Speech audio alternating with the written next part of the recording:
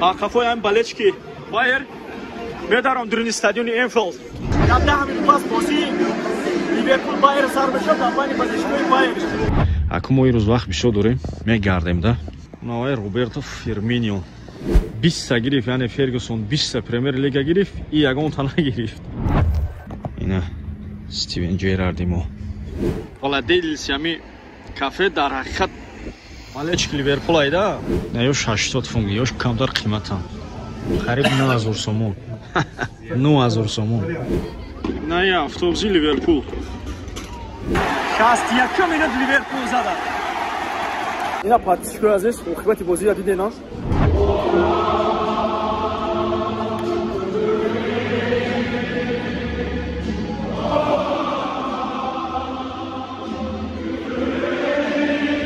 Ассалому алейкум. Кули дӯстдорони футболи тоҷик, кули подписчико. Саломи гарми ҷӯшони мо ай варзишгоҳи Энфилд. Ай бозии Лигаи Чемпионҳо байни Ливерпул ва Байер. Рости гап чанд кашид дар ҳамин YouTube мо видео пафтаи набудем. Рости гап ай қафои зиндагӣ саргардонем. Имрӯз омадем Энфилд, як видеоҳа кинем, баъре шумо пешниҳод кинем. Энфилд не чӣ хушрӯяи дар ҳақиқат. Хулоса ки як видеое кинем ки ҳам гирди навои стадиона нишон диҳем, ҳам атмосфераи бозиро нишон диҳем, ҳам хусусан райони Ливерпула. Бо мо бошед. Барои ин видео мо як рӯз пешакӣ омадагем ки видеоҳа дар дараҷаи олӣ бошад. Баъри ҳамун саросима нестем. Шумо бошад дастгирия фаромӯш накунед. Мо боша майда ақифои видео кинем. Ина соли нав сар шида ё. Инами райони Ливерпул. Не вид ай балкони гостиницаи мо дар варзишгоҳи Энфилд. Саҳар хати ай хоб хестем, саҳарам соат 9 шидагай. Як шаҳрро тамошо мекунем, баъд аз кафои бозии Ливерпул Байер боз як кадраки дига айни ин тараф нишон медиҳем. Дар гостиница мо пешам будем, як 2 сол пеш будем. Як картинкаи Муҳаммад Салоҳ айҳоз нишонаш медиҳем. Инам баромад аз гостиницаи мо, инам картинкаи гуфтагии мо Муҳаммад Салоҳ. Инҷа мо 2 сол пеш, яъне 2 ноябри 2022 будем бозии Ливерпул ва Наполи. Дар мо дашмоя чи дигара нишон медиҳем. Навай Роберто Фирминио тани деволошонда вай кардагиан. Краска хати кашидаган. Навай Ливерпул стадион. Нейра рафтестай дасти рост мешава. Як пиёда ровна 29 минут варзишгоҳи Эвертон. Гудесон парк. Ина бо як кадраки дига наздиктари стадиони Ливерпул омадем. Бо як чи дига ман нишон додани будам дар шумо. Ина у Юрген Клоп. Дар ҳақиқат мардум шаҳраш футбол дӯст дорад, барое ки дар тани девол як футболбоза, як тренери дӯст доштата краска кардан ҳар хел одам намекунада. Ина районаш ҳамун светати худаш пури сирха. Ина бос Юрген Клоп. Ина оста стадиони Энфилд ам омадем. Оли барвақти бадай соат 9 чандай. Имрӯз аку ай сар то бега фақат мо дар ин стадионем. Як экскурсияш медуроем. ам магазинеш медуроем. мо магазин шай. ина би мардум парво надоранд ки хеле як великий клуб доранда Ливерпул борин. хай дастгирия фаромӯш накунед.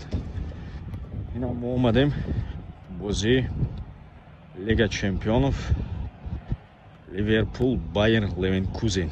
Ну стадион Туршай. Насиб када боша медонем.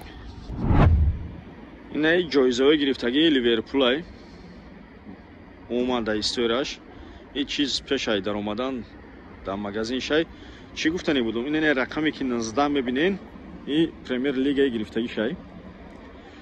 Ин рақам 18 буд то вақте ки сер Алекс Фергюсон Манчестер Юнайтед омад. Ҳамо 18 монд Юнайтед 20 гирифт, яъне Фергюсон 20 Премьер Лига гирифт, и ягон тана гирифт. баъди рафтанаш сезони 18-19 буд, Юрген Клоп 1 гирифт. лекин инаҳа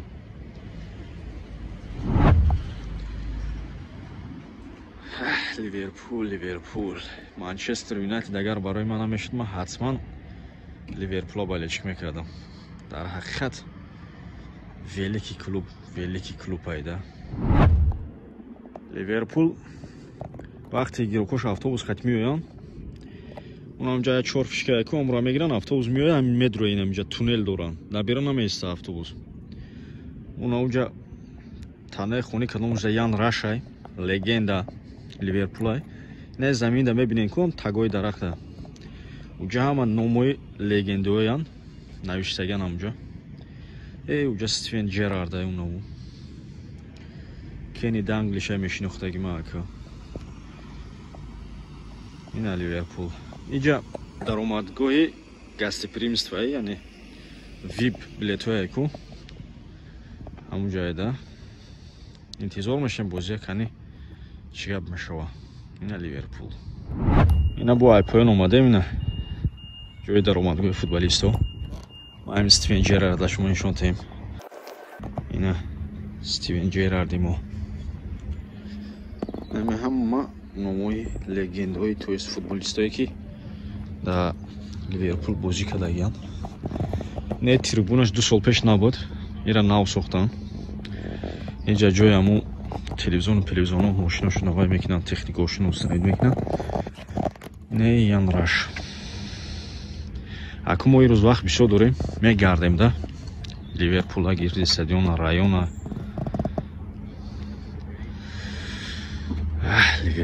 ливерпул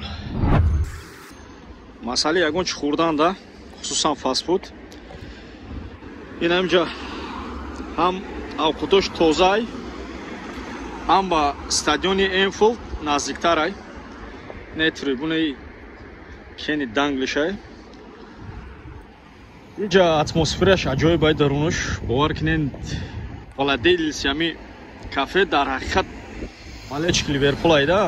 ҳама кубок, имзо, суратҳои боё задагайда, футболистҳои задагай. ҳамо мерем далши. наунҷа ҳози ҷои шарфу парфум хали чизо мефурӯхтаги, ҳози мерем унҷа шам. ин айҷа мардум айқафои тиҷорат саргардонанд. ин ай стадион рӯбаруш, ин ай шарфу парфу ҳамара фурӯш намондаган. марҳамат, лубой фукус мехарӣ, хусусан барои бозӣ. вау, ёқа қиматам нестан, ҳамин 15-20 фунтан. не магазиншам дур омадем, не нарх навои футболкаош. рости гап скидка шидаи 60 фунт. ин формаи домашнишай. не ёш 80 фунт, ёш камтар қиматам. не нарх навои формаи кӯдакишай 39-35 зависит мекунад размерош да. не ёш 47 фунт. хулоса ки коллексияш бисёр айда Ливерпула. ин ай футболкаи оригинал, имзошон қатъияй, тренеришай Алисон Бекер, Ван Дейк.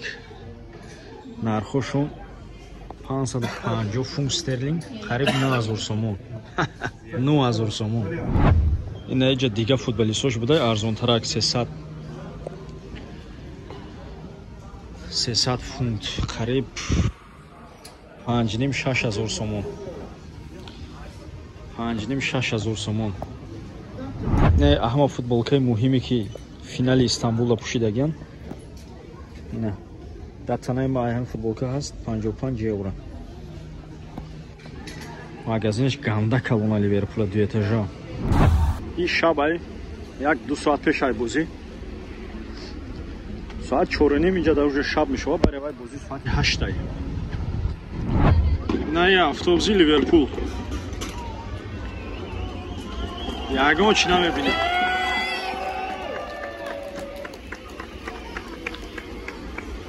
мигро Куша намебини вообще. Ин е автобуси меҳмоно. Байер. Ягон чизаш навистаги нест, всё намебини. Ягон чи намебини. Рафтем хафои бозӣ як соатак зиёдтар мондагӣ. Ин атмосфераи стадион як соат пеш айбузӣ. Усу мардум сайлуд задестиян, иси ҷунамёвӣ багарди. Ина. Борона майда сар шуд. Берем кафои сектори мо. Ҷо буд. Тамоми видео карош тамошо кунед. Кафои ҳам балечки Байер медарам дуруни стадиони Энфилд.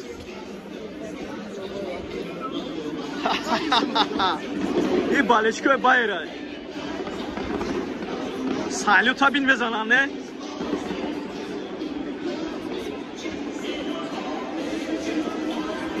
کافوی تماشای بازی میشوه اینا پاتیشور عزیز برای استادیوم انفیلد هم درآمده در 10 مینوت پس بازی لیورپول بایر سر بشه در بین بالشگاه بایر 8 تا پاتش روشیسون پاتش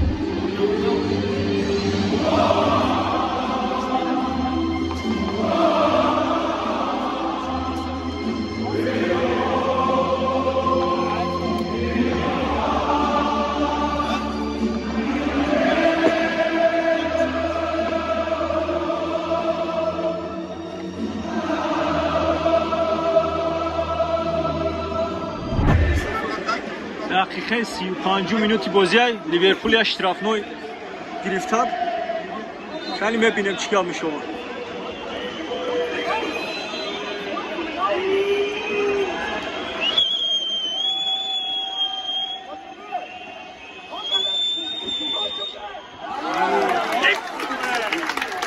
Угловой шидат Александр Арнольд. Бозираш 0-0.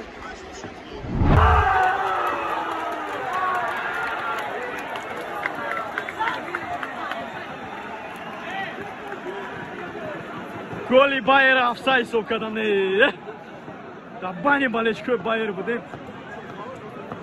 Бояд вар бинан, не? Якам тайма тамом шуд. 0-0 Байер як гол зад, гол ҳисоб накардан офсайд. Ина қисми димам сар мешава. Байер даиси атака мекунад. Ливерпул даусу. Рафтемон дим тайма. در حقیقت اینه را بالشکی میگم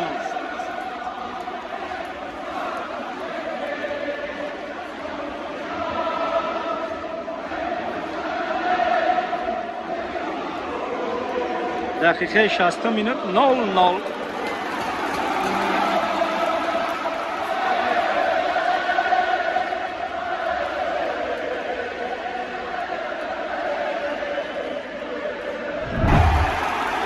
61 минут ливерпул зада. Я подчеркиваю здесь, ухвати бозия дидена 4-0 гол додак. Байер мо да сеюм гол ро сига промадем барвақтар барои гастимиса даравем гуфтем. Диас хет-трик дак. Охи дар амони худо. Ина Энфилд, ина мардум. Баъди бозӣ 4-0 Байер шарм накара гол додак. Мардум рафтесиян. Охи дар амони худо.